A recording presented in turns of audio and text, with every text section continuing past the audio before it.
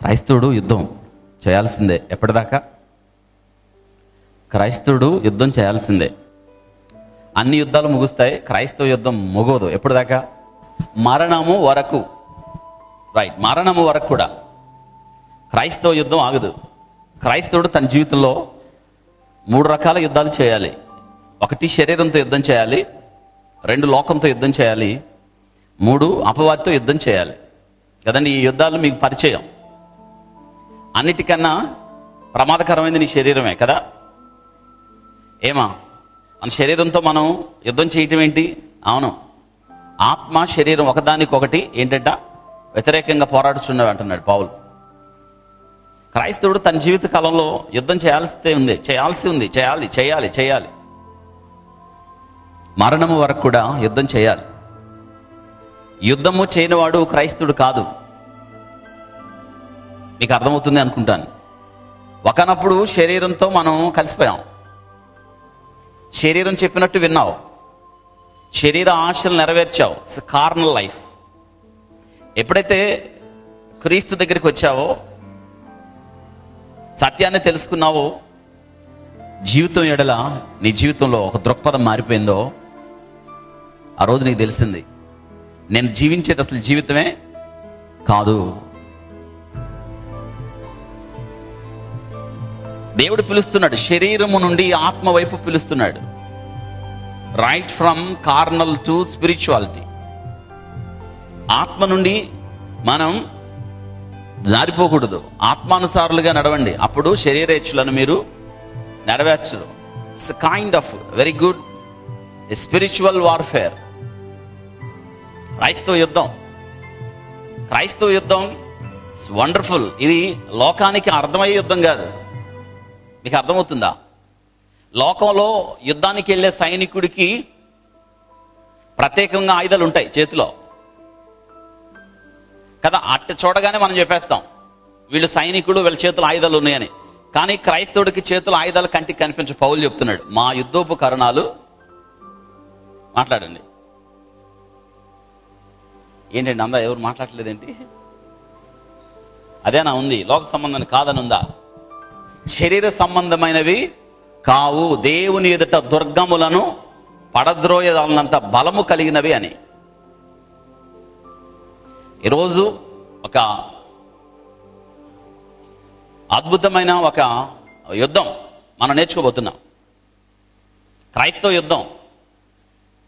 క్రైస్తవుడు యుద్ధం ఎలా చేయాలి? క్రైస్తవుడు యుద్ధం యొక్క ఆయుధాలు ఏంటి? క్రైస్తవుడు యుద్ధంలో ఖచ్చితంగా గెలిచి తీరాలి. ఈ దినాన్ని మనం నేర్చుకోబోతున్న ఒక శ్రేష్టమైన వాక్య భాగంలో మనం ముందుకు వెళ్ళబోతున్నాం. చాలా మంది యుద్ధం చేయకుండా ఆగిపోతే ఓడిపోతావు. క్రైస్తవుడు ఏ రోజైతే నువ్వు రక్షణ పొందావో, ఏ రోజైతే క్రీస్తు యుద్ధకు వచ్చావో, అది నీ యుద్ధ ప్రారంభం. ఇక జీవించువాడను నేను కాదు, క్రీస్తు నాలో బ్రతుకుతున్నాడు. ఎప్పుడు కూడా శరీరంతో యుద్ధం. ఆయన అందుకే అంటాడు, నా శరీరాన్ని నేను నలగొట్టి దానిని ఏంటంటే నలగొట్టకపోతే అది మాత్రం లోబడదు. వింటున్నారా? శరీరాన్ని నలగొట్టకపోతే శరీరం మాట వినదు. శరీరం మనల్ని కిందికి లాగుతూ ఉంటుంది. ఎప్పుడు కూడా శరీరం ఎప్పుడు మనకి లోకాన్ని గుర్తు చేస్తూ ఉంటుంది. శరీరం ఎప్పుడు కూడా వెనకున్న వాటిని జ్ఞాపకం చేస్తూ ఉంటుంది. అందుకే శరీరాన్ని నలగొట్టేస్తే ఒక పని ఉండదు, ఇంకా వెనక్కి తిరిగే పని ఉండదు. శరీరాన్ని దాని ఇచ్చలతో కూడా ఏం చేయాలి? మనం సిలువ వేయాలి, సిలువేసేసేయాలి దాన్ని. ఇది క్రైస్తవుడు తన జీవితంలో చేయాల్సిన యుద్ధం.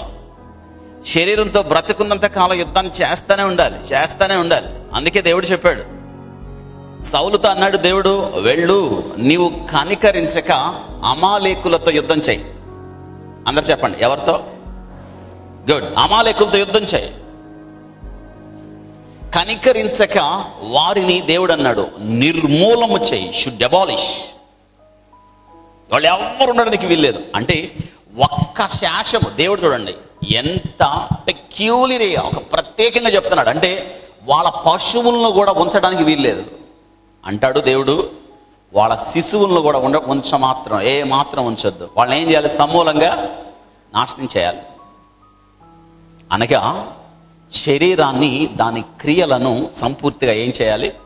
నాశనం చేయాలి. మీకు అర్థమవుతుందా? కాబట్టి అమాలేకు అనే బైబిల్ గ్రంథంలో ఎక్కడొచ్చినా కానీ శరీరానికి గుర్తు. అమాలేకును నాశనం చేయడం అంటే శరీరాన్ని తన కోరికలతో నాశనం చేయడం. గౌతమ బుద్ధుడు ఒక మాట అంటాడు, మానవుడికి లోకంలో దుఃఖం ఉంది, దుఃఖం ఉంది, దుఃఖం, అంత దుఃఖమే. అష్టాంగ మార్గం బుద్ధుడు ఎక్కడండి మీకు కనిపించినప్పుడు ఫోటో ఒక గుండ్రంగా చుట్టి అందులో మధ్యలో బుద్ధుని పెడతారు, దాని చుట్టూ 8 పెడతారు, అష్టాంగ మార్గం అని. అంటే మనిషికి దుఃఖానికి కారణం కోరికలు.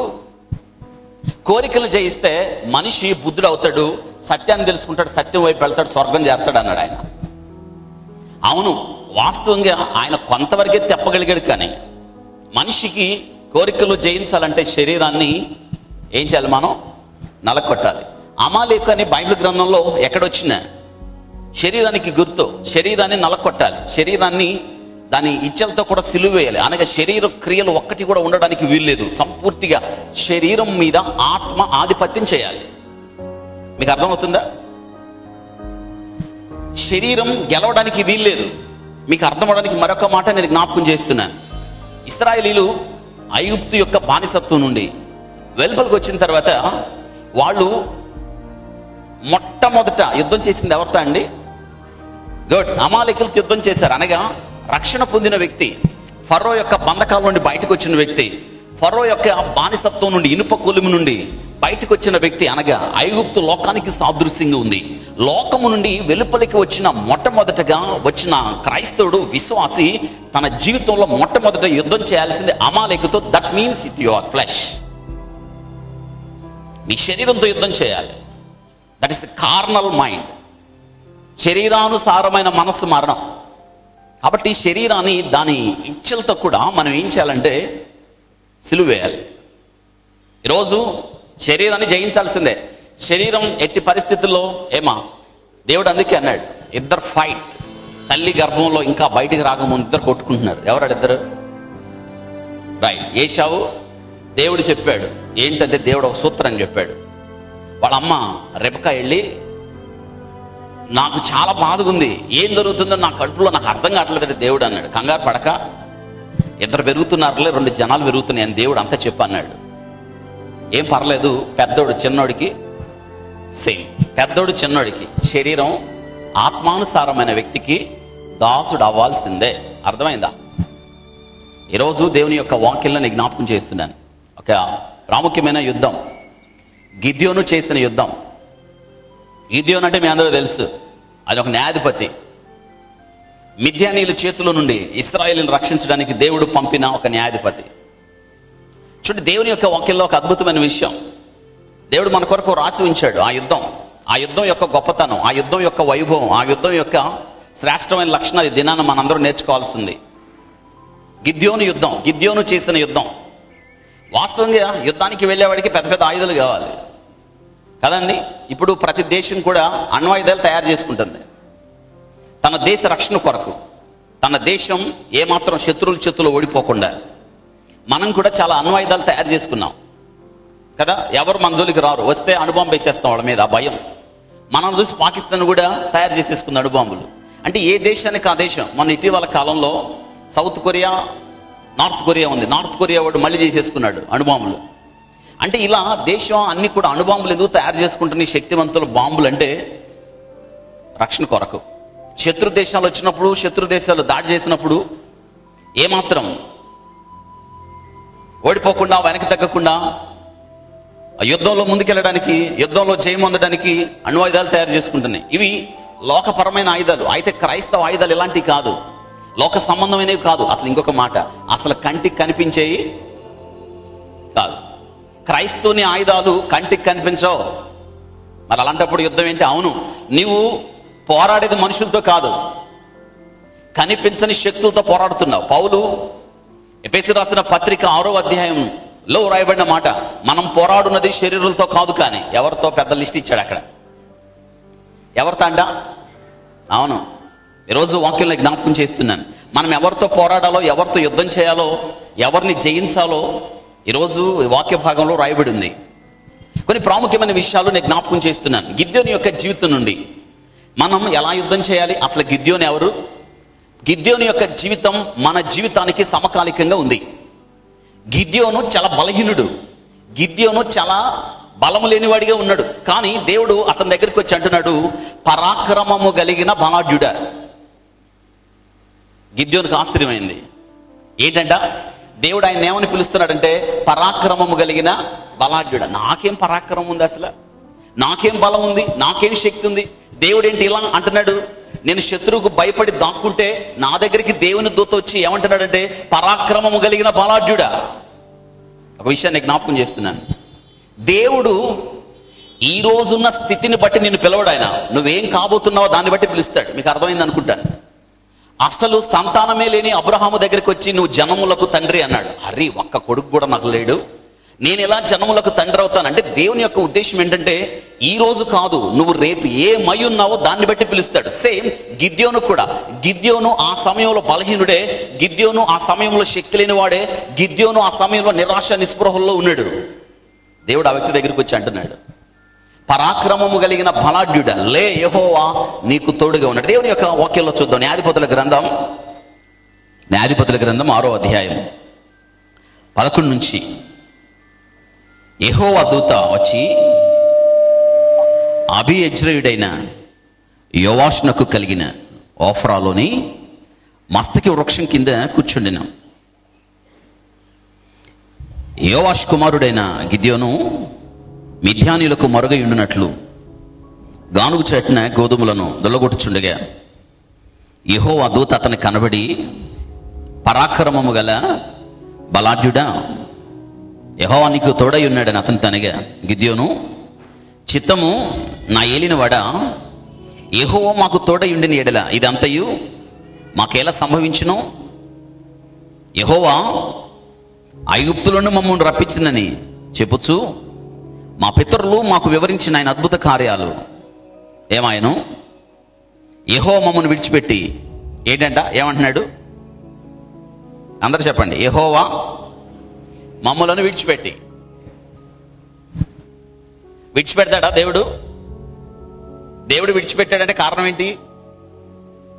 ఏమా, దేవుడు విడిచిపెడతాడా? విడిచిపెట్టను అన్నాడు కదా, నిన్ను ఎన్నడు విడువను. మరి ఇదేంటి నట్టాలా అంటున్నాడు? దేవుడు విడిచిపెట్టాడు. దేవుడు మాకు తోడై ఉంటే ఈ కష్టాలు మాకేంటి? మా పితరులు మాకు చాలా చెప్పారయ్యా. దేవుడు ఎన్నెన్నో అద్భుతాలు చేశాడంట. ఆ దేవుడు ఏమయ్యాడు ఇప్పుడు? మమ్మల్ని విడిచిపెట్టి శత్రువుల చేతికి మమ్మల్ని అప్పగించాడు. నిరాశ గూడు కట్టుకొని పోయింది. గిద్యోనులో నిస్పృహలు ఆవరించాయి. అంటే నేను అంటున్నాను, చెట్టు చాటున దాక్కున్నాడు అంటే శత్రువులు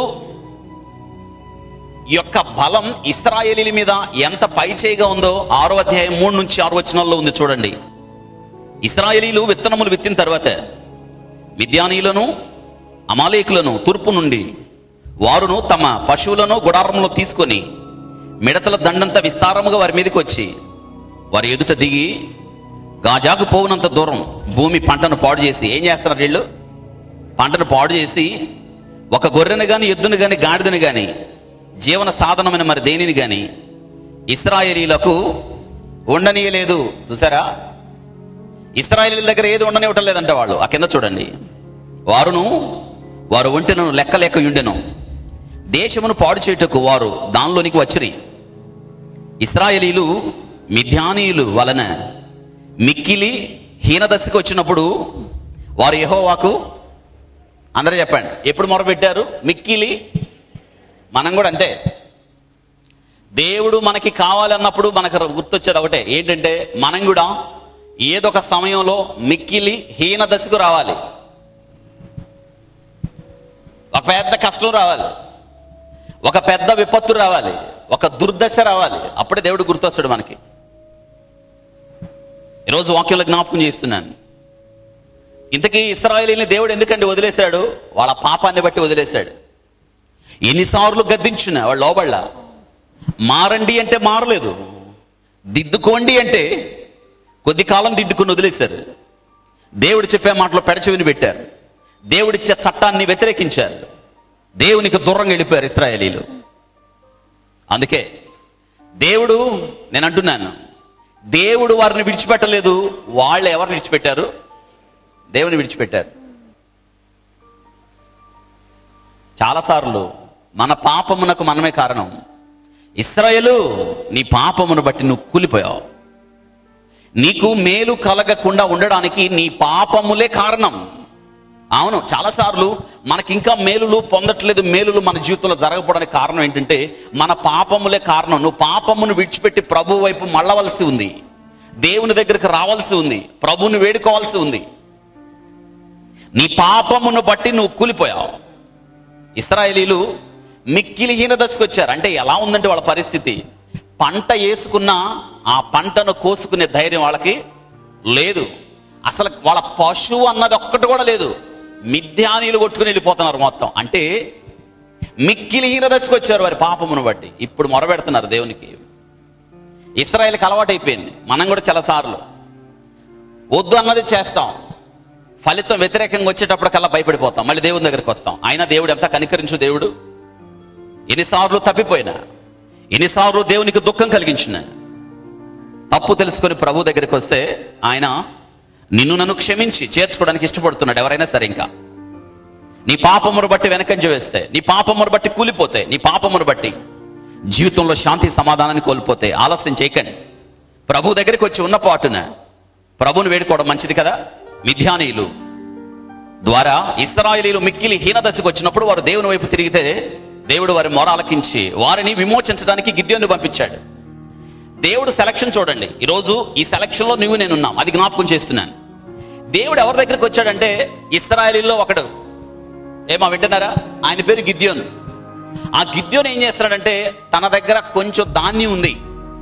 అవి ఒక మస్తకి వృక్షం, ఒక పెద్ద చెట్టు మస్తకి వృక్షం అంటే దాని చాటున కూర్చొని గోధుమలను దొళ్ళగొట్టుకుంటా ఉన్నాడు. అంటే ఆ ఇంటి వారి కోసం ఆహారం సిద్ధం చేసుకుంటున్నాడు ఒక చెట్టు చాటున, మస్తకి వృక్షం చాటున. ఎందుకంటే ఆయన తన దగ్గరున్న ఆ కొద్దిపాటి ధాన్యాన్ని దొళ్ళగొట్టుకుంటున్నాడు అని శత్రువుకు తెలిస్తే శత్రువులు ఏం చేస్తారు, వాటిని కూడా తీసుకెళ్ళిపోతారన్న భయం. అంటే మొత్తం మనకి గిద్యోన్ని కూడా భయం ఆవరించింది. అసలు గిద్యోను అనగా అర్థం ఏంటో తెలుసా? గిద్యోను అనగా తెగ నరుకువాడు, కట్టర్, తెగ నరుకువాడు. మంచి పేరు. ఎందుకు ఆ పేరు పెట్టారో మన వాక్యంలో మనం చూస్తాం. గిద్యోను ఎవరి కుమారుడు అని ఉందంటే యోవాషు కుమారుడు అని ఉంది. గమనించారా? ఎవరి కుమారుడు అంట? యోవాషు కుమారుడు. యోవాషు అంటే అర్థం ఏంటంటే నిరాశ నిస్పృహలు. ఇప్పుడు జాగ్రత్త వినండి, మన భాషలో చెప్పుకుందాం. గిద్యోను ఎవరి కుమారుడు అండి? నిరాశ కుమారుడు కదా. మనం కూడా చాలాసార్లు నిరాశ, మన జీవితంలో నిస్పృహ, మన జీవితంలో అధైర్యం, చెడిన స్థితి, కృంగిన చేజారిన బ్రతుకులు, గుండె బద్దలైన స్థితి, గుండె ఆగిపోయేంత పరిస్థితి మన జీవితాల్లో జరుగుతున్న సంఘటనలు ఉంటాయి. ఎందుకంటే మనం కూడా నిరాశకు బిడ్డలైపోయాం. నిరాశ మనల్ని విడిచి వెళ్ళలేదు. కానీ నువ్వు నిరాశలో ఉండడం దేవునికి ఇష్టం లేదు. నీ నిరాశలో కూలిపోవడం దేవునికి ఇష్టం లేదు. నీకు నిరీక్షణ, దెర్ ఇస్ హోప్. ఆయన నీకు నిరీక్షణ ఉందని చెప్పడానికి. చెట్టు చాటున ఉండడం దేవుని చిత్తం కాదు. చెట్టుకు బయటకు వచ్చి నువ్వేంటో నువ్వు ప్రూవ్ చేసుకోవాలని దేవుడు ఇష్టపడుతున్నాడు. చాలాసార్లు నీలో ఒక క్యాలిబర్ ఉంది, నీలో ఒక శక్తి ఉంది, నీలో ఒక సామర్థ్యం ఉంది, కానీ ఒక నిరాశ నీలో ఆవరించింది. అందుకే చెట్టు చాటును వెళ్ళిపోయి మానవుడు అనుకుంటాడు, ఎవరు నన్ను చూడపోతే బాగుండు, ఇక్కడే తెల్లారిపోతే బాగుండు, అస్సలు చచ్చిపోతే బాగుండు. ఇంకెక్కడ కాదు కాదు కాదు. ఎక్కడైతే ఏ నిరాశకైతే పుట్టావో ఆ నిరాశను దేవుడు కట్ చేయడానికి ఇష్టపడుతున్నాడు. నువ్వు నిరాశలో ఎంత మాత్రం ఉండడానికి వీల్లేదని, ఒక నిరీక్షణతో నీ గమ్యాన్ని నువ్వు చేరాలని దేవుడు ఇష్టపడుతున్నాడు. చూసారా? దేవుని దూత వచ్చి గిద్యోను పక్కన నిలబడింది. వింటున్నారా? గిద్యోనికి ఈ సంగతి తెలియదు. దేవుని దూత వచ్చాడని గిద్యోను అనుకుంటున్నారు, నన్ను ఎవరు చూడలేదని. ఎన్నెన్నో అనుమానాలు, తన జీవితంలో మండుతున్న ఒక ఆవేదన. దేవుడు అనేవాడు ఉన్నాడా? దేవుడు అనేవాడు ఉంటే మాకెందుకు ఈ కష్టాలు? దేవుడు అనేవాడు ఉంటే మాకెందుకు ఈ యొక్క అపరాధ భావన? దేవుడు అనేవాడు ఉంటే మాకేంటి బతుకులు? మేం పంటేసుకోవడం ఏంటి? శత్రువులు తీసుకెళ్ళడం ఏంటి? మాకు కనీసం ఒక్క పశువు లేకుండా, జీవ సాధనం ఒక్కటైనా లేకుండా శత్రువులు తీసుకెళ్లడం అనేది ఏంటి? ఎన్నెన్నో అనుమానాలు తన జీవితంలో సుడులు తిరుగుతూ ఉన్నాయి. దేవుని దూత వచ్చి అంటుంది, పరాక్రమము కలిగిన బలాఢ్యుడా, యెహోవా నీకు ఏమా ఎలా ఉంటది? ఒక బలహీనుడి దగ్గరికి వచ్చి, బలము లేని వాడి దగ్గరికి వచ్చి, నిరాశలో ఉన్నవాడి దగ్గరికి వచ్చి, ఓ బలవంతుడా అంటే ఎట్టుంటది మీరు చెప్పండి. ఏమా నువ్వు బలవంతుడు అయ్యా అంటే ఎలా ఉంటుంది చెత్త? ఏమన్నా నమ్మశక్యంగా ఉందా? ఆయనకే నమ్మశక్యం లేకుండా అంటున్నాడు. అటు తిరిగి చూసి, ఏంటి దేవుడు మాకు తోడుగా ఉన్నాడా? దేవుడు మాకు తోడుగా ఉంటే ఈ బాధలన్నీ మాకు ఎందుకు? ఏమో ఎన్నిసార్లు అనుకున్నారా? అలాగా అనుకున్నారా? అనుకుంటాం. దేవుడు అనేవాడు వింటలేదా? ఆయన వింటే మాకెందుకు ఈ కష్టాలు, ఆయన వింటే మాకెందుకు ఈ బాధలు, ఆయన వింటే మాకెందుకు ఈ నిరాశలు, ఈ నిస్పృహలు? దేవుడు మమ్మల్ని బయట తీసుకురావచ్చు కదా అనుకుంటాను చాలాసార్లు. ఈరోజు నేను జ్ఞాపకం చేస్తున్నాను, నీ నిరాశ తెలుసు, నీ స్పృహ తెలుసు, నిరాశలో పుట్టావని తెలుసా? ఇది ఇంకొక విషయం. ఆ మాట గమనించండి. అక్కడ ఆయన ఉన్న ప్లేస్ ఏందో తెలుసా? అది కూడా ఒక మాట చెప్పాలని నేను ఇష్టపడుతున్నాను. యెహోవా దూత వచ్చి అబీయెజ్రీయుడైన యోవాషునకు కలిగిన ఓఫ్రా, అతడున్నది మస్తకి చెట్టు. మస్తకి చెట్టు అంటే ఏంటంటే బలానికి గుర్తు, బల ఉన్నతికి గుర్తు. ఇప్పుడు జాగ్రత్త వినండి. నిరాశకు కుమారుడు దుమ్ము ధూళిలో ఉన్నవాడు బలమైన చెట్టు చాటునున్నాడు. ఆ బలమైన చెట్టే దేవుడు. రైట్ డౌన్ అన్నమాట, రాయండి. మస్తకి వృక్షం బలానికి గుర్తు, మస్తకి వృక్షం ఔన్నత్యానికి గుర్తు, మస్తకి వృక్షం బలాధిక్యతకు గుర్తు. మనం కూడా అంతే. నిరాశ, నిస్పృహలు, కలవరం, దుఃఖం, వేదన మనం కూడా అంటాం. దుమ్ము, మనం ఎవరు అంటే దుమ్ము ధూళి. అయితే ఒక ఆశ్చర్యకరమైన విషయం, చెట్టు చాటునున్నాడు. ఆ చెట్టు దేవునికి గుర్తు. నువ్వే పరిస్థితుల్లో ఉన్నా చెట్టు చాటుకు నువ్వు రాగలిగితే ప్రభు నిన్ను ఆదుకుంటాడు. ఇప్పుడు దేవుని దూత వచ్చాడు. దేవుని దూత వచ్చి నేను ఒక విషయం చెప్తున్నాను, జాగ్రత్తగా వినండి. నిన్ను ఇప్పుడు స్థితి కాక రేపు కాబోయే స్థితిని బట్టి పిలుస్తాడని చెప్తున్నాను. మీకు అర్థమవడని చెప్తాను. మా మామయ్య ఉండేవాడు. ఆయన చాలా పెద్ద ఆఫీసర్. ఆయన హైదరాబాద్లో, ఆయన పేరు బెంజమిన్. ఆయన నేను చిన్నప్పటి నుంచి నన్ను ఏమని పిలిచేవాడంటే డాక్టర్ గారు అని పిలిచేవాడు.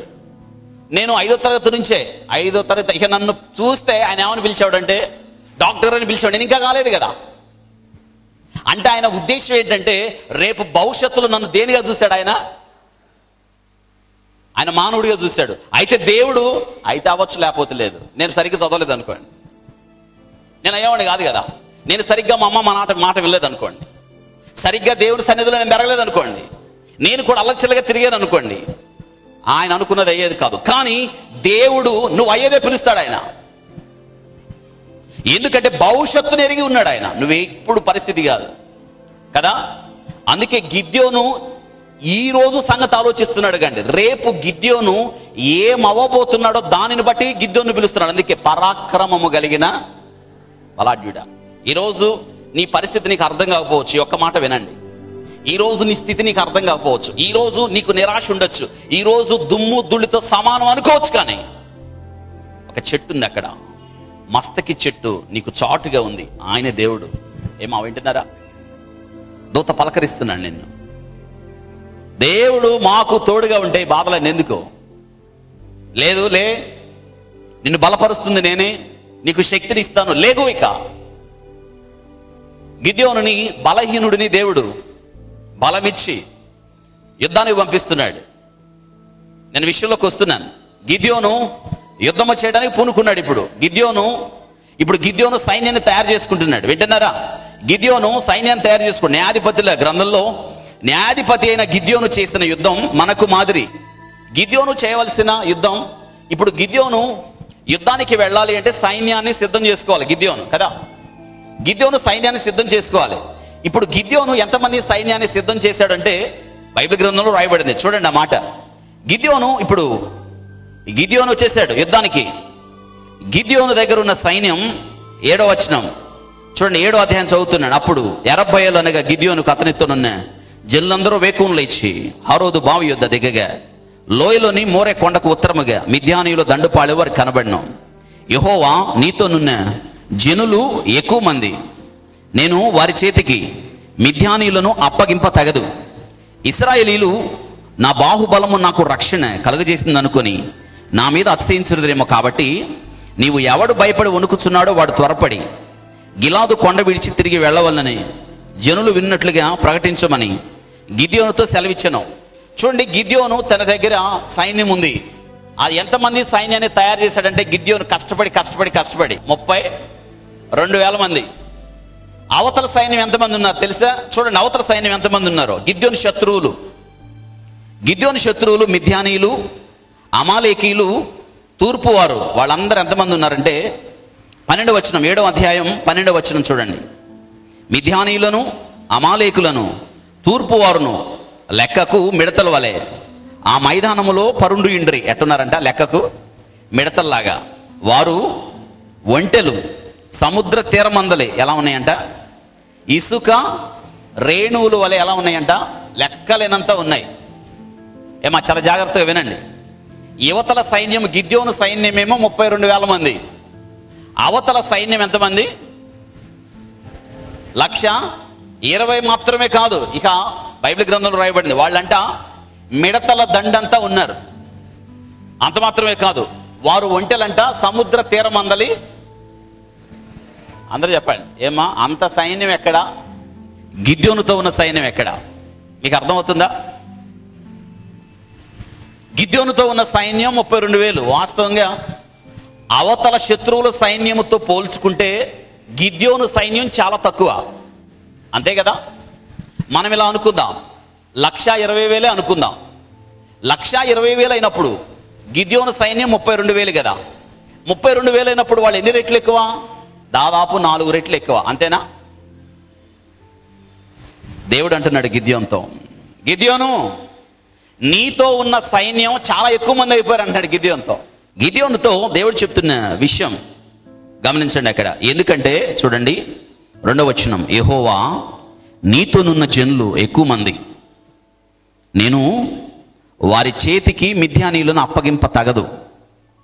ఇశ్రాయేలీలు నా బాహుబలము నాకు రక్షణ కలగజేసిందనుకొని నా మీద అసహించుదురేమో. కాబట్టి నీవు ఎవడు భయపడి వణుకుచున్నాడో. ఏంటంట? దేవుడు చెప్తున్నాడు నీతో ఉన్న సైన్యం చాలా ఎక్కువ. నీతో ఉన్న సైన్యం చాలా ఎక్కువ. 32,000 మందిని దేవుడు అంటున్నాడు ఎక్కువ. అందుకే అంతమంది ఉంటే మీరు అనుకుంటారు, ఏమని అనుకుంటారంటే మా సైన్యమే మాకు ఏం కలుగజేసింది? విజయము కలుగజేసిందని. చూడండి, దేవుని యొక్క వాక్యంలో దేవుడు అంటున్నాడు, అందులో నువ్వు ఫిల్టర్ చేయి. గిద్యోనుతో దేవుడు చెప్పాడు, గిద్యోను సైన్యం 32,000 మంది. వడపోతకు దేవుడు పెట్టిన మొట్టమొదటి పరీక్ష ఏంటంట? ఎవడు భయపడి వణుకుచున్నాడో. ఏమా మీకు అర్థమైందా? భయపడి వణుకుచున్నవాడు ఏమవ్వాలంట? యుద్ధం నుండి వెళ్ళిపోవాలంట. అంటే ఏమర్థం అవుతుంది మనకి ఇక్కడ? భయపడేవాడు క్రైస్తవుడు కాదు. అసలు భయపడేవాడు యుద్ధంలో ఉండడానికి వీల్లేదు. ఎవరైతే భయపడి పారిపోతున్నారో వాళ్ళు యుద్ధంలో ఉండడానికి వీల్లేదు. 32,000 మంది ఉన్నారు, కానీ దేవుడు తెలుసు అందులో కొద్దిమంది భయపడిపోతున్నారంట యుద్ధం అంటే. అంటే ఎందుకు భయపడుతున్నారంటారు వాళ్ళు? ఏం చూసి భయపడుతున్నారు చెప్పండి? అవతల సైన్యాన్ని చూసి భయపడుతున్నారు. అవతల సైన్యాన్ని చూసి, అమ్మో అంతమంది సైన్యమా, ఇసుక రేణువులంతమందా, సముద్ర తీరమంది ఇసుకమంతమంది, వాళ్ళతో యుద్ధం చేసి మనం గెలుస్తామా? అంటే వాళ్ళలో బయటికేమో కనిపించట్లా, బయటికేమో ధైర్యవంతులుగా ఉన్నారు, బయటికేమో శక్తిమంతులుగా ఉన్నారు, బయటికేమో యుద్ధ వీరులుగా ఉన్నారు, కానీ వాళ్ళలో అంతరంగంగా ఏముంది? అవును, అందుకే దేవుడు అన్నాడు భయపడేవాడు యుద్ధంలో ఉండద్దు. గిద్యోను అనౌన్స్మెంట్ చేశాడు, ఏమో అసలే 32,000 మంది తక్కువ అనుకుంటుంటే దేవుడు అన్నాడు అనౌన్స్మెంట్ చేయి, అంతమంది ఉంటే నేను నీకు విజయం ఇవ్వను. ఏమనుకుంటారంటే మీ సైన్యమే మీకు విజయం ఇచ్చింది, 32,000 మంది ఉన్నాం కాబట్టి మేము యుద్ధంలో గెలిచాం అనుకుంటారు మీరు. దేవుడి మాట ప్రకారం గిద్యోను అనౌన్స్ చేశాడు, సైనికులారా వినండి, మీలో ఎవరైతే భయం కలిగి ఉన్నారో వారు వెళ్ళిపోవచ్చు. ఇది దేవుని ఆజ్ఞ. భయపడేవాడు యుద్ధంలో ఉండడానికి వీల్లేదు. దేవుడు చెప్పాడు. గిద్యోను అనౌన్స్మెంట్ చేశాడు. అలా అనౌన్స్మెంట్ చేశాడో లేదో గిద్యోను నోట నుండి అలాంటి మాటలు వాళ్ళు నమ్మలేకపోయారు. అలా వచ్చినాయో లేదో, కన్ను మూసి కన్ను అలా తెరిచేలోపు వెనక్కి తిరిగారు. ఎన్ని వేల మంది అండి? 22,000 మంది. అంటే అందులో భయపడే వాళ్ళు ఎంతమంది ఉన్నారు? అందరూ చెప్పండి, ఎంతమంది ఉన్నారండి? నెపోలియన్ యుద్ధానికి వెళ్ళాడు ఒక చోటకి. యుద్ధ తంత్రాలు బాగా తెలుసు. ఫ్రాన్స్ దేశపు నియంత నెపోలియన్ బోనాపార్టే, ఆయన యుద్ధానికి వెళ్ళి సైనికుల తీరు చూస్తే అందరు భయపడిపోతున్నారు. యుద్ధానికి వెళ్ళి తీరాలి. నెపోలియన్ చాలా తెలివిగలవాడు. సైన్యం అంతా బ్రిడ్జి దాటిన తర్వాత, పెద్ద బ్రిడ్జి, శత్రు కోటలోకి దూకిన తర్వాత, అవతల దిగిన తర్వాత సైన్యం అందరినీ నెపోలియన్ బోనాపార్టే అన్నాడంట, స్టాప్, ఆగండి. సైనికులందరూ ఆగారు. బాంబులు పెట్టి ఆ బ్రిడ్జిని పేల్చేశాడు. ఎందుకంటే ఆ బ్రిడ్జి ఉంటే ఏమవుతుంది? సైనికులు వెనక్కి ఏమా ఇప్పుడు వెనక్కి వెళ్ళటానికి దారి, ఇప్పుడు వాళ్ళకున్నది ఒకే ఒక దారి. వాళ్ళు ఏం చేయాలి? యుద్ధంలో ఖచ్చితంగా ఏం చేయాలి? ఈ సైన్యం అంతా, నేను అంటున్నాను, గెలవాలి అన్న ఆతృత కన్నా బ్రతకాలి అన్న ఆతృతతో యుద్ధం చేసి గెలిచారండి. చూసారా? భయపడేవాడు యుద్ధంలో ఉండడానికి వీల్లేదు క్రైస్తవ జీవితంలో. పౌలు తిమోతికి రాస్తూ అంటున్నాడు, తిమోతి, దేవుడు మనకి పిరికితనము గల ఆత్మను, చాలా మందికి భయం కదా, ఏమా అన్నిటికీ భయపడితే ఎలాగా? జీవితం ముందుకెళ్ళేది ఎలాగా? అన్నిటికీ భయమా? ఏమో చాలా మందికి భయాలు, రకరకాల భయాలు. క్రైస్తవ జీవితం, బి బోల్డ్, ధైర్యం. You have to face your Giants. నీ ముందు ఏ యోధుడున్నా, అవతల 1,20,000 మంది, 1,00,00,000 మంది ఉన్నా, యుద్ధం జరుగుతుంది. అలెగ్జాండర్ ద గ్రేట్ యుద్ధంలో ఉన్నాడు. ఒకడు యుద్ధం నుంచి పారిపోతున్నాడంట. పరుగులు తెస్తాడు, పట్టుకుంటారా వాడిని. పట్టుకున్నారు. పట్టుకుంటారా వాడిని అంటే పట్టుకున్నారు. అలెగ్జాండర్ దగ్గర తెచ్చాడు. అలెగ్జాండర్ మొట్టమొదటి అడిగాడు, ఏం పేర్రా నీ పేరు అని అడిగితే వాడు అన్నాడంట, నా పేరు అలెగ్జాండర్ అన్నాడంట. ఏమన్నాడు? అలెగ్జాండర్ అంట, రే నీ పేరన్నా మార్చుకో, యుద్ధంలో వెళ్ళి చచ్చిపో. మనం కూడా అంతే, పేరన్నా మార్చుకోండి. యుద్ధంలో ఖచ్చితంగా దేవుడు నీ ముందు ఏ యుద్ధం అయితే ఉంచాడో ఆ యుద్ధంలో నీవు నేను గెలిచి తీరాలి, అంతే. గిద్యోను యుద్ధం నీ నా యుద్ధానికి సాదృశ్యం. గిద్యోను ఎలా పోరాడాడో, ఎలా విజయం సాధించాడు, same life application of every Christian. ప్రతి క్రైస్తవుడికి కూడా ఇది జీవిత అన్వయ సూత్రం. గిద్యోను యొక్క యుద్ధం అలా అన్నాడో లేదో గిద్యోను, నేను అంటున్నాను, ఆ మాట కోసం ఎలా ఉండి ఉంటుంది ఆ మాట? వెళ్ళిపోండి అని ఉంటే అమ్మయ్యా, ఇంకా వాళ్ళు నేను అనుకుంటా ఉంటాను వెనక్కి తిరిగి కూడా, ఎందుకు కబక్కన మళ్ళీ పిలిస్తే మనసు మారి. అందుకే ఇక వాళ్ళు నేను అనుకుంటా ఉంటాను, ఇక వారెన్నటికీ కూడా వెనక్కి తిరిగి చూసుండ్రు. మొన్న మళ్ళీ ఒలింపిక్స్లో ఉస్సేన్ బోల్ట్ అని ఒక ఆయన ఉన్నాడు. ఆయన్ని చిరతపులు అంట, అట్ట పరిగెత్తాడు ఆయన. నేను అనుకుంటున్నాను ఈ 22,000 మంది అందరూ బోట్లు అయి ఉంటారు అప్పుడు. ఏమా అప్పుడు ఒలింపిక్స్ పందాలు పెట్టుంటే ఆ 22,000 మంది ఏం తెచ్చేవాళ్ళు? అవును, మనకు కూడా ఒక భయం అనేది మన జీవితంలో ఉంటే మనకు తెలియని శక్తి, పరిగెత్తడం మనంతటా అదే నేర్చుకుంటాం. పరిగెత్తడం రాదంటే కుదరదు, నీకు వచ్చు.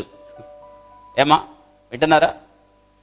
ఇది చూడండి, గిద్యోను అసలే ఆ సైన్యమేమో మిడతల దండంతా, ఆ సైన్యమేమో సముద్ర తీరం అందరి ఇసుక రేణువులంతా, ఈ సైన్యం అసలే 32,000తో యుద్ధం ఎలా చేయాలి అంటుంటే దేవుడు నీతో ఉన్నవాళ్ళు ఎక్కువ అయ్యారంటే ఏమా ఇప్పుడు ఎంతమంది మిగిలారండి? ఇప్పుడు ఆలోచించండి, గిద్యోనికి ఎలా ఉండి ఉంటుంది? ప్రభువా అనగానే ఆ గిద్యోను, వీళ్ళు కూడా ఎక్కువే అంటున్నాడు దేవుడు. అప్పుడు ఏమనాలి? ఏంటి ప్రభు వెటకారంగా ఉందా ఏంటి? ఈ సైన్యం ఎంత? ఏంటి ప్రభు అలా మాట్లాడతావు? అసలే చెట్టు చాటున గోధుమల దొరలు కొట్టుకొని ఏదో నా కుటుంబం కోసం బతుకుతున్నామని తెచ్చి ఈతో నేను తోడుగా ఉంటానని. సైన్యాన్ని ఎక్కువ మంది నీకుండా మనం యుద్ధానికి వెళ్ళమంటే ఏం చేస్తామండి? ముందు నా సైన్యం ఎంతో చెప్పు. అవతల 1,00,000 మంది అయితే నాకెంతమంది నీ 2 ఇస్తేనే చెప్పు, అప్పుడు వెళ్తా యుద్ధానికి. అంతేనా? జనం సైన్యం దగ్గర తెల్లని ప్రభువా, ఆ యుద్ధం మీద నువ్వే చేసుకో, నేనే యుద్ధం చేస్తానంటే కుదరదు. ముందు సంగతి తేల్చు. గిద్యోను చూడండి, 10,000. దేవుడు అన్నాడు 10,000 మంది చాలు, వద్దు, ఇంతమంది కూడా వద్దు, ఇంతమందితో నేను ఏం చేయను, నీకు విజయం ఇవ్వను. ఎందుకంటే నీకున్న బలం, నీకున్న సైన్యము ద్వారా నీవు విజయం సాధించావనుకుంటావు. అగైన్ ఫిల్టర్, మళ్ళీ పరీక్ష పెట్టాడు అక్కడ. చూడండి, గిద్యోను పెట్టిన 2వ పరీక్ష. మిగిలింది ఎంతమంది? ఇంకా అక్కడ 32,000 మందిలో 22,000 మంది పోతే ఎంతమంది అండి మిగిలింది? ఇంకా అక్కడ 10,000 మంది. దేవుడు అన్నాడు మళ్ళీ పరీక్ష. ఆ పరీక్ష రాయబడిందో చూడండి అక్కడ. గిద్యోనుతో పెట్టిన పరీక్ష 10,000 మంది నిలిచుండిగా, యెహోవా, ఈ జనులు ఇంకా ఎక్కువ మంది, నీళ్ళ యొద్దకు వారిని దిగజేయము, అక్కడ నీ కొరకు వారిని శోధించదును. ఇతడు నీతో కూడా పోవాలని నేను ఎవరిని గురించి చెప్పుదునో వాడు నీతో పోవాలను, ఇతడు నీతో పోకూడదని ఎవరిని గురించి చెప్పుదునో వాడు నీతో పోకూడదని గిద్యోనుతో సెలవు ఇచ్చును. అతడు నీళ్ళ యొద్దకు జనములు దిగదేసినప్పుడు, ఆ జనమును దిగజేసినప్పుడు యెహోవా కుక్క గతికినట్లు తన నాలుకతో నీళ్లను గతికిన ప్రతివానిని, త్రాగుటకు మోకాళ్ళుని కృంగిన ప్రతివానిని వేరువేరుగా ఉంచమని గిద్యోనుతో సెలవిచ్చినాం. ఈ 10,000 మందిలో దేవుడు మళ్ళీ పరీక్ష పెట్టాడు. భయపడే వాళ్ళు 22,000 మంది వెళ్ళిపోయారు, 10,000 మంది మిగిలారు కదా. 10,000 మంది మిగిలారు. ఆ 10,000 మందితో దేవుడు అన్నాడు, ఈ 10,000 మందితో నీకు విజయం ఇవ్వను, ఇది కూడా ఎక్కువే, దీనిలో కూడా ఫిల్టర్ చేస్తా. అందుకే ఈ 10,000 మందిని తీసుకొని నీళ్ళలోకి దిగు, నేను అందరినీ నీళ్లు తాగమని చెప్పు. గిద్యోనుకు చెప్పాడు, అందరూ నీళ్లు తాగండి అన్నాడు. అందులో 10,000 మందిలో 2 రకాలుగా నీళ్లు తాగారు. ఒక గుంపేమో నీళ్ళల్లోకి దిగి, మన ఇంట్లో కుక్కలు నీళ్లు తాగడం చూస్తాం, నీళ్ళల్లో అలా పెట్టేస్తే కుక్క ఏం చేస్తుంది, 4 పెట్టి తాగేస్తుంది. అది కుక్క గతికినట్టు తాగడం. ఇంకొక వర్గం ఏం చేశారంటే, ఆ 10,000 మందిలో మోకాళ్ళ మీద పడి వంచి చేతుల్లోకి నీళ్లు తీసుకొని ఏం చేశారు, తాగారు. దేవుడు అన్నాడు, ఇద్దరిని 2 గుంపులు చేయి, ఎవరైతే కుక్క గతికినట్టు తాగారో వాళ్ళ పక్కన పెట్టు, ఎవరైతే మోకాళ్ళు వంచి, మీకు స్క్రీన్ మీద కనిపిస్తుంది, రైట్ డౌన్, అది రాసుకోండి, ఎవరైతే మోకాళ్ళ మీద వంచి చేతుల్లోకి నీళ్లు తీసుకుని తాగారో వాళ్ళ పక్కన పెట్టు. కుక్కలాగా తాగిన వాళ్ళు 9,700 మంది. ఏమా, కుక్కలాగా గతికి తాగిన వాళ్ళు ఎంతమంది? 9,700 మంది. మోకాళ్ళు వంచి చేతుల్లోకి నీళ్లు తీసుకుని తాగిన వాళ్ళు ఎంతమంది? దేవుడు అన్నాడు 300 మందిని పక్కన పెట్టు, వాళ్లే నీ సైన్యం అన్నాడు. 32,000 మంది ఆడ ఎంతమంది వచ్చారు ఇప్పుడు? 300 మంది. ఇదే గిద్యోని సైన్యం. ఇంతకీ ఒక మాట నేను చెప్పి వెళ్తాను. ఇక్కడ కుక్క గతికినట్టు తాగటం ఏంటి, మోకాళ్ళు వంచి చేతుల్లో తీసుకొని తాగటం ఏంటి అనేది ఒక మాట చెప్తాను నేను. కుక్క గతికినట్టు తాగడం ఇది దేనికి గుర్తంటే, మంచి చెడు వివేచన లేకుండా నువ్వేం వింటున్నావో, ఏ బోధ వింటున్నావో దానిని వివేచన లేకుండా కలిపి చెరిపేడే బోధ మొత్తాన్ని తీసుకోవడం. అందుకే పౌలు రాస్తున్నాడు, నువ్వేమి వినుతున్నావో జాగ్రత్తగా ఆలోచించు. ఉంది కదని తాగేస్తావా, ఉంది కదని తీసేసుకుంటావా, ఉంది కదని మొత్తం తాగేస్తావా? కాదు, మేలైంది తీసుకోవాలి. అంటే వీళ్ళు నీళ్లు ఉన్నాయి కదా అని తాగేశారు అంటే వీళ్ళకి మంచి వివేచన ఏది లేదు, పెట్టారు కాబట్టి తాగేస్తారు. వాళ్ళు తెలివి లేదు, వివేచన లేదు, ఏది చేయాలో ఏది చేయకూడదో తెలియదు, పద్ధతి లేదు వాళ్ళకి. అందుకే పద్ధతి లేని వాళ్ళు యుద్ధంలో వద్దు. నీళ్లు పెట్టేస్తారని తాగేస్తారా? ఇంకొకరు చూడండి, 300 మంది మోకాళ్ళు వంచి చేతుల్లోకి నీళ్లు తీసుకొని, అంటే ఆ చేతుల్లోకి నీళ్లు తీసుకున్నప్పుడు అందులో ఆ నీళ్ళలో ఏదైనా మలినాలు వచ్చినాయి అనుకోండి, తాగుతారా? వదిలేసి మళ్ళీ మంచి నీళ్లు. అంటే వాళ్ళు ఏ తాగుతారు, ఏ నీళ్లు తాగుతారండి? చేతుల్లో ఏమో తీసుకుంటారు, మంచి నీళ్లు తీసుకొని తాగుతారు. వాళ్ళు కావాలి, ఆ వివేచన వాళ్ళు కావాలి గిద్యోను యుద్ధానికి. ఎప్పుడైనా గమనించండి, దేవుడు చేసే యుద్ధంలో క్వాంటిటీ కాదు, ఏం కావాలి? క్వాలిటీ. ఎందుకు పనికిరాని వాళ్ళు 32,000 మంది, పర్థం లేని వాళ్ళు 32,000 మంది ఎందుకు? అందుకే దేవుడు చూడండి, 22,000 మంది కట్, 9,700 మంది మళ్ళీ కట్, మిగిలింది ఎంతమంది అండి? ఇప్పుడు గిద్యోని పరిస్థితి ఎలా ఉంటుంది? ప్రభువా, యుద్ధం ఇంతటితో సమాప్తం, నేను నా వల్ల కాదు. ఆ యుద్ధానికి నువ్వెవరన్నా పిలిస్తే, పైగా నేను ఎక్కడి నుంచి వచ్చాను? నిరాశల నుంచి వచ్చినోడిని, దుమ్ము ధూళ్ళ నుంచి వచ్చినోడిని, దేవుడు తోడుగా లేడన్న నానక అనుమానాలతో వచ్చినోడిని నన్ను తీసుకొచ్చి 32,000 మందే తక్కువ అనుకుంటుంటే 300 మంది నుంచి యుద్ధం చేయమంటున్నావు. పైగా చూడండి దేవుని యొక్క కార్యాలు ఎలా ఉంటాయి. అవును, దేవుడు కార్యాలు మనకు అర్థం కావు, కానీ దేవునికి లోబడ్డప్పుడు మన జీవితాల్లో గొప్ప కార్యాలు జరుగుతాయి. యుద్ధం దేవుడు చేస్తాడు. ఇది గిద్యోనుకు దేవుడు చెప్పిన యుద్ధాన్ని గురించిన సూచనలు, సలహాలు. ఇది దేవుడిచ్చిన ప్రత్యేకమైన విధి విధానాలు గిద్యోనుతో యుద్ధం చేయడం. ఇప్పుడు గిద్యోనుకు దేవుడు ఇన్స్ట్రక్షన్స్ ఇస్తున్నాడు. గిద్యోను, నీ ఆయుధాలు కత్తులు కాదు, నీ ఆయుధాలు ఫిరంగులు కాదు, లేదా నీ ఆయుధాలు ఇంకేదన్నా బాణాలు, యుద్ధానికి వెళ్ళేటప్పుడు సామాగ్రి కాదు. నీ ఆయుధాలు ఏంటో తెలుసా?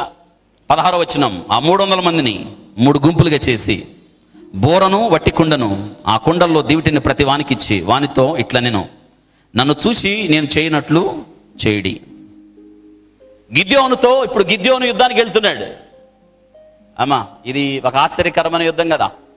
అవును, యుద్ధంలో రహస్యాలు లాగా ఉన్నాయి. యుద్ధంలో నువ్వు నేను నేర్చుకోవాల్సిన విషయాలు ఉన్నాయి.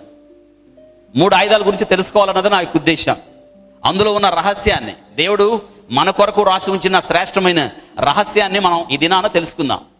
దేవుడు ఆలోచన ఎంత గొప్పది.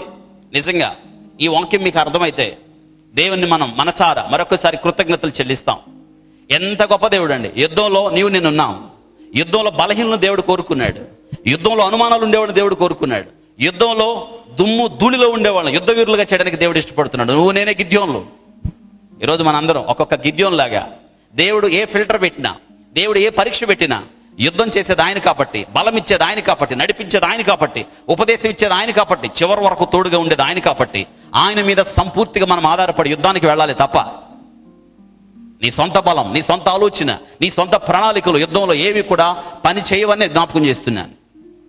విశ్వాసి చేయవలసిన యుద్ధం, విశ్వాసి యొక్క ఆయుధాలు కూడా గిద్యోని యొక్క ఆయుధాలు. విశ్వాసి ఆయుధాలు కుండ 2, దివిటి 3, ఏంటండి? బోరా కదా. సహజంగా మనం ఇవి పెద్ద నాణ్యమైన వస్తువులు ఏమన్నా కాదు. యుద్ధానికి వెళ్ళేవాడు కత్తితో అవతలని పొడిస్తే చచ్చిపోతాడు, లేదా బాణం వేస్తే చచ్చిపోతాడు, విల్లుతో కొడితే చచ్చిపోతాడు అవతలేడు. యుద్ధానికి వెళ్ళేవాడికి ఇవే కావాలి, అంతే కదా. ఆ దినాల్లో కత్తులే కదా, మెయిన్ కత్తులే కదా. భూతల యుద్ధం అంటే కత్తులు, బాణాలు ఇవన్నీ ఉంటాయి, బల్లాలు, సోలాలు ఇవన్నీ ఉంటాయి. కానీ వీటితో మనిషిని చంపుతారు, కానీ కొట్టతో కొడితే మనిషి చేస్తాడా? ఏమా, యుద్ధానికి వెళ్తున్నారు. ఏంట్రా, యుద్ధానికి వెళ్ళే వాళ్ళ చేతులు ఏముండాలి? కత్తులు ఉండాలి, కానీ వీళ్ళ చేతులు ఏమున్నాయి? ఎవరు చెప్పారు ఈ యుద్ధం? విచిత్రంగా ఉంది యుద్ధం. ఎవరు చెప్పాడు? దేవుడు చెప్పాడు. ఏం తీసుకెళ్ళమని చెప్పాడు? కుండతో కొడితే చస్తాడా? చావడు. మరి ఎందుకు కుండలో? అంతే. పైగా పోనీ కొండ పెట్టుకున్నాడు. ఇంకోటి ఏమన్నా చేతిలో? దివిటి. పోనీ దివిటి ఎందుకట? దివిటి చూపిస్తే మనం ఎక్కడున్నా వాడికి బాగా తెలిసింది, వచ్చి మనల్ని పడవమని. అంతేనా?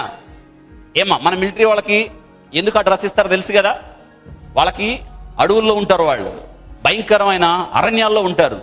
ఎందుకంటే వేరే డ్రెస్ వేసుకుంటే సైనికుడు తెలిసిపోద్ది. పైన తిరుగుతున్న శాటిలైట్ ద్వారా పలానా చోట సైనికులు ఉన్నారన్న మార్కింగ్ వెళ్ళిపోద్ది. అందుకే చెట్లు ఏ రంగులో ఉంటాయో ఆ dress, military dress green uniform ఉంటుంది కదా. ఎందుకంటే చెట్లలో కలిసిపోతారు వాళ్ళు.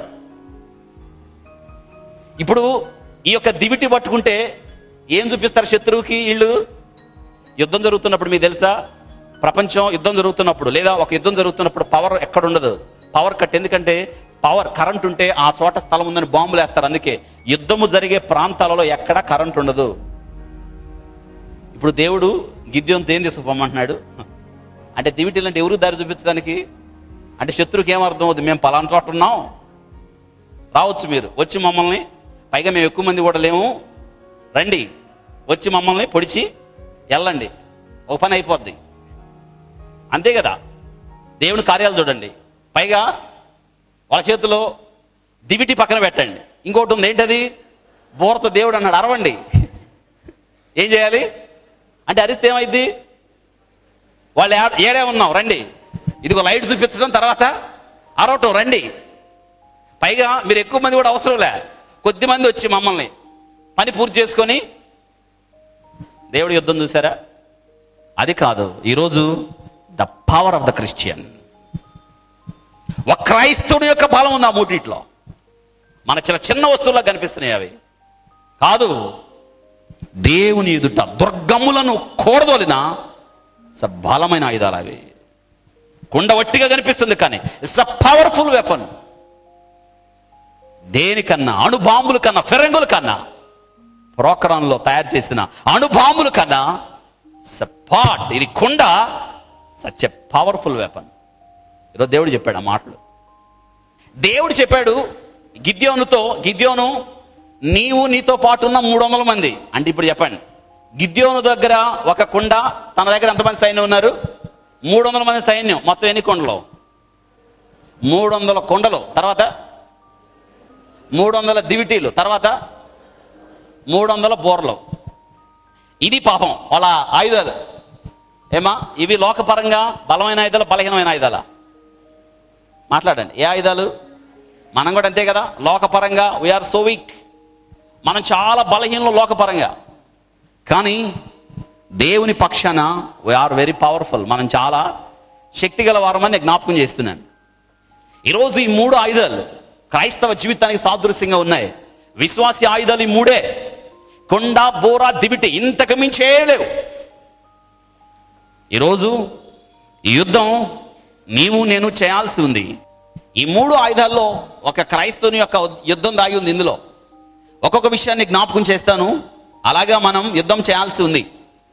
వింటున్నారా? చూడండి, ఇక్కడ ఒకే భాగంలో గిద్యోను దేవుడిచ్చిన ఆయుధాలు.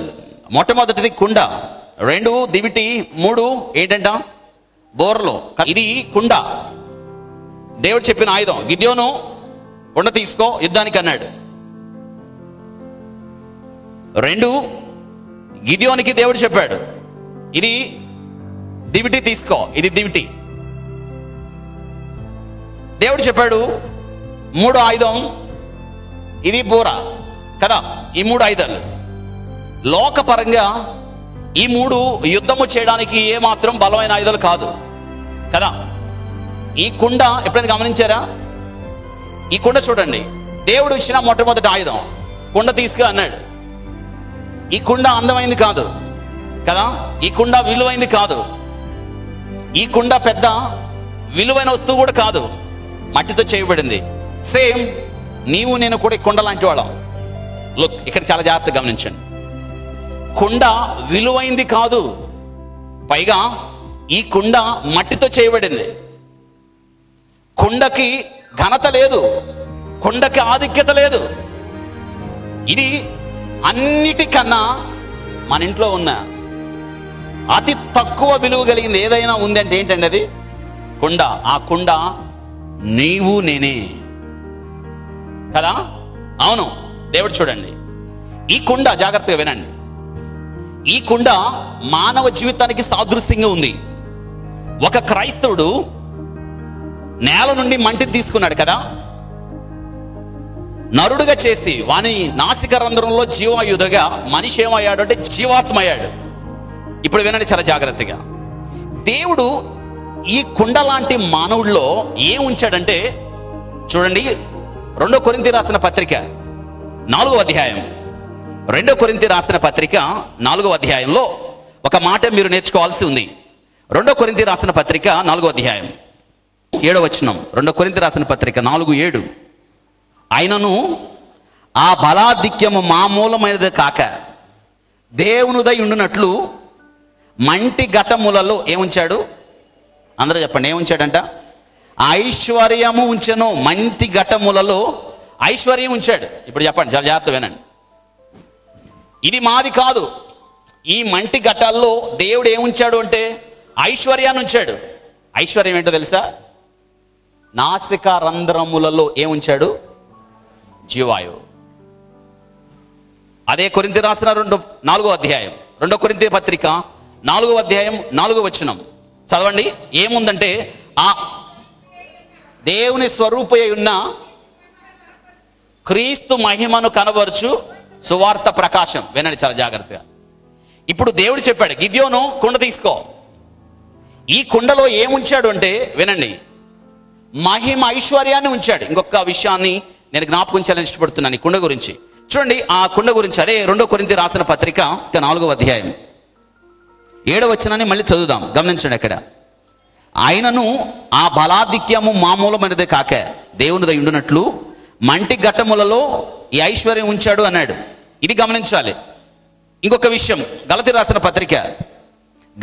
రాసిన పత్రిక 6వ అధ్యాయం 5వ వచనంలో, ఎవడైనాను ఒట్టివాడై ఉండి తాను ఎన్నికైన వాడనని ఎంచుకునే ఎడల తనను తాను ఏం చేసుకున్నట్టంట? మోసము చేసుకున్నట్టు. ఎవడైనాను ఒట్టివాడై ఉండి తాను ఎన్నికైన వాడనని అంటే ప్రతి ఒక్కళ్ళు ఏమని తెలుసుకోవాలి? అందరూ చెప్పండి, ఏమని తెలుసుకోవాలి? ప్రతి ఒక్కళ్ళు ఒట్టివాడినని తెలుసుకోవాలి. కుండ దేనికి గుర్తు అంటే నీకు నాకు గుర్తు. దేవుడు చెప్తున్నాడు, జాగ్రత్తగా వినండి. కుండలో ఏముంచాడు అంటే దివిటి అనకండి, మహిమైశ్వర్యం. ఇప్పుడు ఈ కుండ ఏంటో తెలుసా? ఇది మానవుడికి గుర్తు అయితే ఈ కుండలో ఉంచాడు మహిమైశ్వర్యం.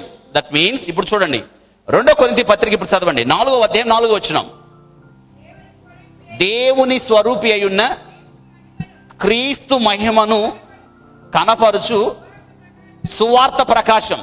అమ్మా వినండి, ఇప్పుడు ఈ మంటి ఘటాల్లో దేవుడు ఏముంచాడు? సువార్త. అందరు చెప్పండి, అందరు చెప్పాలి. మంటి ఘటాల్లో మహిమైశ్వర్యం అనగా సువార్త ప్రకాశాన్ని ఉంచాడు. అంతే కదా, సువార్త ప్రకాశాన్ని ఉంచాడు. చాలా జాగ్రత్తగా వినండి.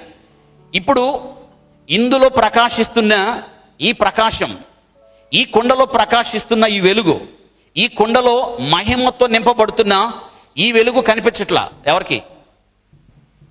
ఇంకొక మాట చెప్తాను.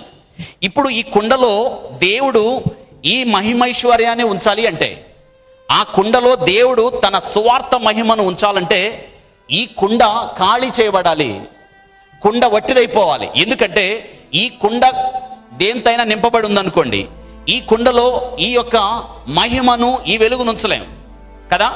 ఇప్పుడు చాలా జాగ్రత్త వినండి.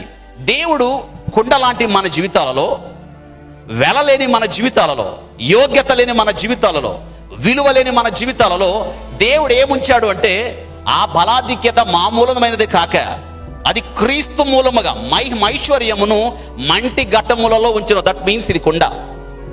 మనలో దేవుడంట మహిమైశ్వర్యాన్ని ఉంచాడంట. ఈరోజు నువ్వు జ్ఞాపకం చేసుకోవాలని ఇష్టపడుతున్నాను. ఇందులో ఈ కుండలో ఈ దివిటి వెలుగుతూ ఉంది. గిద్యోనుతో దేవుడు చెప్పిన మాట, గిద్యోను ఇదిగో ఇది ఎడమ చేతిలో ఉండాలి, ఇది ఎడమ చేతిలో పట్టుకోమన్నాడు.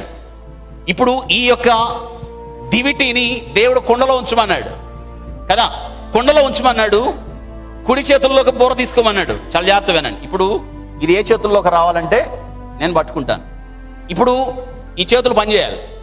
ఇప్పుడు ఇది ఏమో కుడి చేతుల్లోకి రావాలి. దేవుడు చెప్పిన యుద్ధం ఏంటంటే, ఇప్పుడు గమనించాల్సిన ప్రాముఖ్యమైన విషయం, ఇప్పుడు ఇందులో దివిటి వెలుగుతుందా లేదా ఏమో తెలియదు. ఇప్పుడు ఇందులో దివిటి వెలుగు ప్రకాశించబడాలి అంటే దేవుడు చెప్పాడు గిద్యోనుతో, ఈ కుండ ఏమవ్వాలి? సేమ్ మానవ జీవితాలు, మనలో ఉన్న వెలుగు, మనలో ఉన్న దేవుని మహిమ, మనలో ఉన్న ఐశ్వర్యం లోకానికి కనిపించాలంటే కుండ పగిలిపోవాలి, కుండ బద్దలైపోవాలి. పెనుయేలు దగ్గర యాకోబుని దేవుడు పగలగొట్టాడు. ఆయన జీవితంలో వెలుగు ప్రకాశించాలి అంటే కదా, కుండను ఆమె అక్కడే విడిచిపెట్టి, అప్పుడు దాకా పాపంలో బ్రతికింది, అప్పుడు దాకా రోత బ్రతుకులో బ్రతికింది. ఆమె కుండ అక్కడే విడిచిపెట్టి ఊర్లోకి వెళ్ళి దేవుని మహిమను ప్రకాశిస్తుందంటే ఆమె కుండ బయలుపోయింది. యాకోబును దేవుడు తొడగూటి మీద కొట్టగా కుంటుతా నడిచాడు అనగా ఆ కుండ పగిలిపోయింది. ఈరోజు వాక్యం వింటున్నారా? అవును. ఇప్పుడు ఏం చేయాలంటే ఈ కుండను ఏం చేయాలి? పగలగొట్టాలి. ఇప్పుడు దేవుడు చెప్పాడు, ఈ ఎడమ చేతిలో ఈ కుండ, ఈ దివిటి ఉండాలి. ఈ కుండలో వినండి, మండుతున్న ఈ వెలుగు, మండుతున్న ఈ ఐశ్వర్యం, ఇది మండుతుంది కాబట్టి చాలా జాగ్రత్త వినండి. ఇది కుండలో ఉన్న ప్రతి భాగాన్ని ఏం చేస్తుంది? అది అందరూ చెప్పండి, ఏం చేస్తుంది? కాల్చుతుంది. ఇది గమనించాలి. కుండలో ఉన్న ప్రతి భాగాన్ని బయట ప్రపంచానికి తెలియదు. బయట మీకు తెలిసిన విషయం, ఇది ఈ దివిటి ఈ మండుతుంది కాబట్టి కుండలోన భాగాన్ని అంతా కాల్చేస్తుంది. సేమ్ యెషయా అంటున్నాడు, అయ్యో అపవిత్రమైన పెదవులు కలిగిన వాడను, అపవిత్రమైన ప్రజల మధ్య నేను. వెంటనే దూతొచ్చి ఒక కారు నిప్పు తెచ్చి ఆయన పెదాల్ని కాల్చింది. నువ్వు శుద్ధుడు అయ్యావు, ఇక నువ్వు అపవిత్రుడివి, కాల్చాలి. కుండ ముందు మనకు తెలియాల్సిందేంట, నేను కుండ లాంటివాడిని, నాకు విలువ లేదు, నాకు వెల లేదు, నాకు ఘనత లేదు. మట్టి అలాంటిదో నేను కూడా అలాంటిది. ప్రభు కూడా అంటున్నాడు, మన కీర్తనకారుడు అంటున్నాడు, మనము మట్టి వారం అని ఆయన జ్ఞాపకం చేసుకుంటున్నాడు కదా. కుండ అతిసేపు పడకూడదు. కుండలో ఏం లేదు, కుండలో వెలుగుంది, అది దేవునిది, మనం దేవునికి చెందిన వారం. ఇప్పుడు లోన్ జరుగుతున్న ఒక ప్రాసెస్ ఏంటంటే, ఇందులో దేవుడు మహిమైశ్వర్యాన్ని ఉంచాడు. సువార్త వెలుగు, ప్రకాశం అనగా యేసు క్రీస్తు వెలుగు. ఆ వెలుగు ఈ కుండ లోపలి భాగాన్ని ఏం చేస్తుంది, అందరినీ కాల్చేస్తుంది. అనగా దేవుడు కాల్చడం అంటే మీకు అర్థమైందా? కాల్చడం అంటే మనలో దేవునికి అయిష్టముగా ఉన్న చెత్త చెదారం అంతా ఈ సువార్త ప్రకాశము అన్న ఈ వెలుగు ఏం చేస్తుంది, కాల్చేస్తుంది. ఎలాగా? అపవిత్రమైన పెదవులు కలిగిన యెషయాను దేవుడు కాల్చేశాడు. ఎలాగా? పెనుయేలు దగ్గర యాకోబు కుండలు పగలగొట్టాడు. ఈరోజు మనల్ని కూడా దేవుడు పగలగొట్టడానికి ఇష్టపడుతున్నాడు, కుండ పగిలిపోతున్న తప్ప. ఇప్పుడు మనంగా ఉంటే పౌలు చెప్తున్నాడు, ఇక నేను కాదు క్రీస్తే నాలో. మాట్లాడండి, ఎవరంటే మనలో బ్రతుకుతుంది? క్రీస్తే. ఇప్పుడు ఏమవ్వాలంటే, ఈ కుండ ఈ వెలుగు ప్రకాశిస్తానే ఉంది, కానీ కుండగా ఉంటే ఈ వెలుగుకి పెద్ద ఉపయోగం ఏమీ ఉండదు. కాబట్టి ఈ కుండ ఏమవ్వాలి, పగలగొట్టాలి. ఇప్పుడు ఇది దివిటి సువార్త ప్రకాశం. దేవుడు కుండ అంటే మనలో ఉంచిన వెలుగు. ఈ వెలుగు, ఈ మహిమ, ఇది ఈ తేజస్సు ఈ కుండలో ఉన్న భాగాన్నంతా కాల్చేసింది, అనగా మనల్ని కాల్చేసింది. ఇప్పుడు మనలో మండుతున్న అగ్ని బాప్తిసమిచ్చి యోహాను లాగా అతడు మండుచు ప్రకాశించుచున్న దీపమై ఉన్నాడు. ఎమ్మాయి గ్రామంలో కూడా ఆ శిష్యులు దేవుడు వారికి లేఖనాలు బోధించినప్పుడు వాళ్ళు అంటున్నారు, ఆ మనుషుడు మనతో మాట్లాడినప్పుడు మనకు ఏంటంట, మన హృదయాలు అది ఇంపార్టెంట్. మండుతున్నామా అసలు మనం? మండాలి. ఈ సువార్త ప్రకాశం, దేవుని ప్రకాశం, దేవుడు లోకానికి జ్యోతి అయినప్పుడు, ఈ జ్యోతి మండుతున్నప్పుడు ఇదేమవ్వాలి? ఇప్పుడు ఈ కుండ, ఇప్పుడు చూడండి, ఈ కుండలో ఉంది అనడానికి నువ్వు చెప్తే కుదరదు. ఈ కుండ ఏమవ్వాలి? పగిలిపోవాలి. Good, right. ఇప్పుడు కుండ ఏమైంది? ఇప్పుడు ఈ చేతుల్లో కుండ లేదు, ఇప్పుడు ఇంకా ఈ చేతిలో బూర. సైన్యానికి వ్యక్తి కనిపించడు, ఇప్పుడు కనిపించేది మనిషే కనిపించడు. వాళ్ళకి రెండు కనిపిస్తాయి, ఒకటేమో వెలుగుతున్న దివిటి, రెండోది శబ్దం. మీకు అర్థమైందా? ఒకటేమో దేవుని యొక్క వెలుగు మనలో మండుతా ఉంది, ఆ వెలుగు శత్రువు గుండెల్లో గుబులు రేపుతుంది, జాగ్రత్త. రెండు శబ్దం. క్రైస్తవుడు ఈ రెండు, క్రైస్తవుడు లోకానికి వెలుగు, క్రైస్తవుడు దేవుని గురించి సువార్త చెప్పే ఒక శబ్దం. గట్టిగా చప్పట్లు కొట్టండి. ఇది సువార్త, ఇది యుద్ధం. క్రైస్తవుడు ఎక్కడ కనిపించడు, క్రైస్తవుడు బయలుపోయాడు, కుండ బయలుపోయింది. క్రైస్తవుడు నేనంటే కుదరదు, నేను అంటే అసలు అందులో ఉన్న వెలుగు కనిపించదు. కుండ పగిలిపోవాలి. కుండ దీనమైన కుండ, విలువ లేని కుండ, యోగ్యత లేని కుండ బయలుపోయింది. మానవుడు బయలుపోయాడు. ఎబ్బోకు రేవు దగ్గర, పెనుయేలు దగ్గర యాకోబు బయలుపోయాడు. ఇక జీవించేవాడు నేను కాదు, కుంటుతా వచ్చాడు. యాకోబు జీవితంలో నీతి సూర్యుడు ఉదయించాడు. అవతల విస్తారమ సైన్యం, యువతల 300 మంది, గిద్యోనుతో కలిపితే 301 మంది అనుకోవాలేమో. 300 మంది సైన్యం. వీళ్ళు దూరంగా ఉన్నారు, మనుషులు ఎవరు కనిపించట్లా. అవతల శత్రువులకి కనిపిస్తుంది, రెండే కనిపిస్తున్నాయి. ఏంటంట? వెలుగు కనిపిస్తుంది, రెండు శబ్దం. మీకు అర్థమైందా? ప్రభు చెప్తున్నాడు, నేను లోకానికి ఏమై ఉన్నాను? అవును, మనం వెలుగు లోకానికి. శత్రువు చీకట్లో ఉన్నప్పుడు వెలుగునిస్తాం. ఒక్కసారి ఆలోచించండి, 300 మంది దివిటీలు అలా వెలుగుతూ ఉంటే ఎలా ఉండుంటుంది? అవును, దేవుడు అన్నాడు, నేను లోకానికి వెలుగు కాబట్టి మీరు కూడా వెలుగు. బాప్తిసమిచ్చి యోహాను ఏంటంటే, దేవుని కొరకు ఒక శబ్దం, ఒక వాయిస్, మనం ఎక్కడ కనిపించకూడదు. కానీ ఈరోజు వచ్చిన పెద్ద తెగులు ఏంటంటే మనం కనిపించాలి. లేదు, నువ్వు కనిపించకూడదు, కుండ బయలుపోవాలి. కుండ బయలుపోయింది, ఇప్పుడు కుండ లేదు ఇంక అక్కడ. కుండ పగిలిపోతేనే కుండలో ఉన్న వెలుగు బయటికి, నీవు పగిలిపోతేనే తప్ప నీలో ప్రకాశించుచున్న దేవుని వెలుగు. ఇప్పుడు క్రైస్తవుడి చేతిలో 300 మంది సైనికుల చేతిలో 2 వచ్చినాయి. ఎడమ చేతిలోనేమో దివిటి, కుడి చేతిలోనేంటి బోర. దూరంగా ఉన్న శత్రువుకి ఈ 2 వినిపిస్తున్నాయి. వెలుగు కనిపిస్తుంది, అందరూ బోర్లు ఊతున్నారు, శబ్దాలు వినిపిస్తున్నాయి.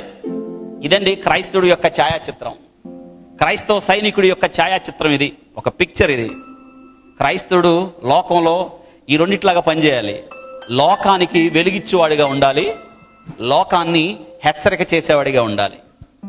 లోకంలో చీకటి నిండిన లోకంలో వెలిగిచ్చేవాడిగా ఉండాలి.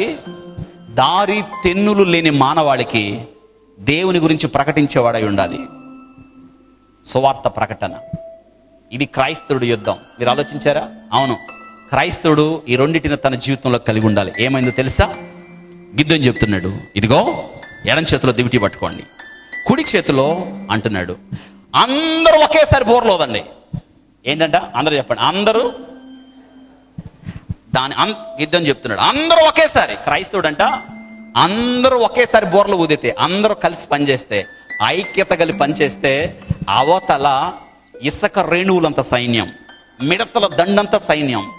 క్రైస్తవుడు ఒకేసారి 300 మంది కలిసి ఒకేసారి బోర్లు ఊదితే, ఒకేసారి సువార్త ప్రకటిస్తే, ఒకేసారి ఐక్యతగా పనిచేస్తే దేవుడు అద్భుత కార్యాలు చేస్తాడు. అందుకే సహోదరులు ఐక్యత కలిగి ఉండడం ఎంతో మేలు. అలా బోర్లు ఊదారండి అందరూ. గిద్యోను ఒక మంచి మాట చెప్తున్నాడు అక్కడ వాళ్ళకి. ఏంటో తెలుసా? గిద్యోని యొక్క క్యాప్షన్, గిద్యోని యొక్క వాళ్ళ ఆదేశాలు, గిద్యోని యొక్క ఆదేశం సైనికులకి, మీరేం భయపడకండి. 300 మందిని భయపడుతున్నారేమో, మీకు ముందు నేను ఉంటా. ఎట్లుంటాడట? అందరూ చెప్పండి. ఎట్లుంటాడు? ముందుంటాడు, వెనకుంటాడా? ఏమా మీకు భయం అయితే నా చుట్టూ ఉన్న నల్లా అన్నాడా? ఏమన్నాడు? నేను ముందుంటా అని అన్నాడు. నేను చేసినట్టు మీరు కూడా. అదండి ఇట్స్ ఎ ట్రూ క్రిస్టియన్. మనమేంది, we should be role model. మన వెనకున్న తరానికి, మనకి వెనకున్న ప్రజలకి, మనం వెనకున్న చిన్నవారికి మనం అనాలి, నేను ఏదైతే చేస్తున్నాను మీరు దాన్ని. పౌలు చెప్తున్నాడు, నేను క్రీస్తును పోలి నడుచుకున్న ప్రకారం మీరు నన్ను పోలి. ఎప్పుడైతే ఈ బోర్లు ఊదారో, ఇంటికి వెళ్ళి చదవండి, దేవుడు దిగి వచ్చాను.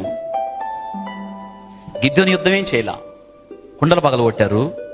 ఈ 300 మంది ఎడమ చేతుల్లో దివిటి, కుడి చేతుల్లో బోర. శబ్దం, ఆ శబ్దం యేసుని గురించి, దేవుని గురించి, దేవుని మహిమ కొరకు వాళ్ళు ఊదుతుండగా దేవుడు ఏం చేశాడంటే, అన్ని లక్షల మంది కత్తులతో వచ్చారే, వాళ్ళని ఒకళ్ళ మీద ఒకళ్ళు పడేటట్టు చేసి ఒకళ్ళనొకళ్ళు చంపుకున్నారు. చూసారా? క్రైస్తవులు అంత శక్తి ఉంది. ఈరోజు నేను జ్ఞాపకం చేస్తున్నాను, నువ్వు కుండ పగిలిపోతే తప్ప నీలో ఉన్న సువార్త ప్రకాశం అన్న వెలుగు బయటికి కనిపించాలి అంటే కుండ పగిలిపోవాలి. కుండ పగిలిపోయింది కాబట్టి కుండలోకి ఈ దేవుని మహిమ, దేవుని సువార్త ప్రకాశం, దేవుని వెలుగు, దేవుని అగ్ని కుండ ఖాళీ అవ్వాలి. కుండ లోపల ఉన్న ప్రతి భాగాన్ని దహించి వేయాలి. ఎప్పుడైతే కుండ పగలగొట్టబడిందో, ఈ కుండలో ఉన్న ఈ వెలుగు లోకానికి కనిపించింది. తర్వాత ఈ కుడి చేతిలో దేవుడు మనల్ని కావలిగా ఉంచాడు. చాలా మందికి సువార్త చెప్పేవాళ్ళుగా ఉంచాడు, చాలా మందిని హెచ్చరిక చేసేవాళ్ళుగా ఉంచాడు. ఈ బోరతో ఏం చేయాలి? సువార్త ప్రకటించాలి. అంటే ఇప్పుడు చెప్పండి, క్రైస్తవుడికి గిద్యోను ద్వారా మనం నేర్చుకుంటున్న యుద్ధంలో 2 ప్రాముఖ్యమైన విషయాలు. మనం లోకానికి వెలుగు, లోకంలో ఒక శబ్దం. దేవుని వెలుగు, దేవుని శబ్దం. ఇప్పుడు ఏంటంటే మన పేర్లు అందరూ చెప్పండి, దేవుని వెలుగు, దేవుని. అంతే. ఇక నువ్వెక్కడ ఉండడానికి వీల్లేదు, నువ్వెక్కడా కనిపించడానికి వీల్లేదు. 300 మంది సైన్యంతో దేవుడు ఇశ్రాయేలీలకి అద్భుతమైన విజయాన్ని దయచేశాడు. This is the true story of Gideon lifestyle. ఈ సువార్త వెలుగు, సువార్త ప్రకాశం బయట ప్రపంచానికి కనిపించాలంటే నీ జీవితం ముక్కలవ్వాలి, నీవు పగిలిపోవాలి. పౌల్లాగా ఇక జీవించేవాడను నేను కాదు, క్రీస్తు బ్రతుకుతున్నాడని చెప్పగలిగితే లోకంలో మనం వెలుగుగా దేవుని కొరకు ప్రకటించే ఒక శబ్దముగా, ఒక బోర్లుగా మనం ఉంటాం. అటువంటి కృప దేవుడు మనకి దయచేయనుగా.